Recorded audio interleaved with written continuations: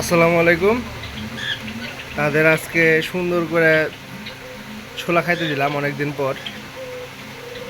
দিন পর ছোলা খাইতে দিলাম। দেখেন কি মজা করে খাইছে সে, খায় চুপচুপা করেছে। আর এই পাশ থেকে আমার গুগু দেখেন ডাকতেছে তার বাচ্চার সাথে পেয়ার করার জন্য, বাচ্চারে খাওয়াবে।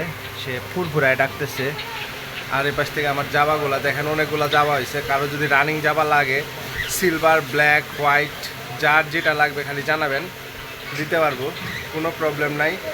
যার যেটাই লাগবে খালি বলবেন, দিতে দেরি। একবারে খুবই খুবই কম টাইমের মধ্যে জাবা পাখি অ্যাভেলেবেল, অনেক জাবা পাখি। আর আমাদের এদিকে বৈশাখী মেলা হচ্ছে। যার যদি মেলার মধ্যে যদি আমারে দেখতে চান, আমার বাসা হলো জামালপুর, ইসলামপুর উপজেলায় আছে। আইসা অ্যাভেলেবেল দেখে নিয়ে যেতে পারবেন। আমাদের দুর্মুট মেলা হচ্ছে, বৈশাখী মেলা। তো গাইস, বেশি ভিডিও লেংদি করবো না, লেংদি করলে সমস্যা। তো কারো যদি যাওয়া লাগে, অ্যাভেলেবেল যাবা নিতে পারবেন।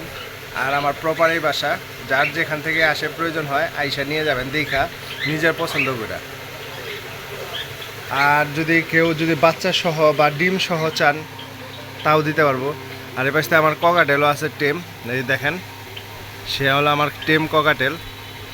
আর আমার একটা পুরাতন ককাটেল সেটা ছিল, সেটাও বলছি আপনাদের।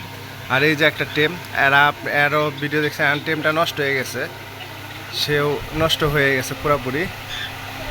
আগে এখন মা হয়ে গেছে সে, তার জন্য এখন আগের মতো এখন আমার কথা শুনে না, খুব কম কথা শুনে। এই যে খালি বাতাস খাচ্ছে সে, মেমো বাতাস খাচ্ছে সে। কেউ যেন অতিরিক্ত গরম, গরমের মনে বলেন মানুষই থাকা দায়।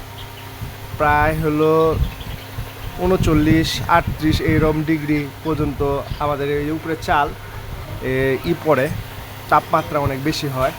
তার জন্য পাখিগুলাও একটু দোয়া করবেন যাতে সুস্থ থাকে, এটাই আপনাদের কাছে প্রত্যাশা।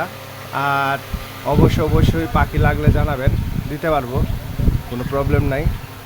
তো আর এই বক্স সব নামায় রাখছি, কারণ হলো এই গরমের জন্য ওদের আমি ক্ষতি করতে চাই না, ওদের হারাইতে চাই না, সত্য কথা যেটা।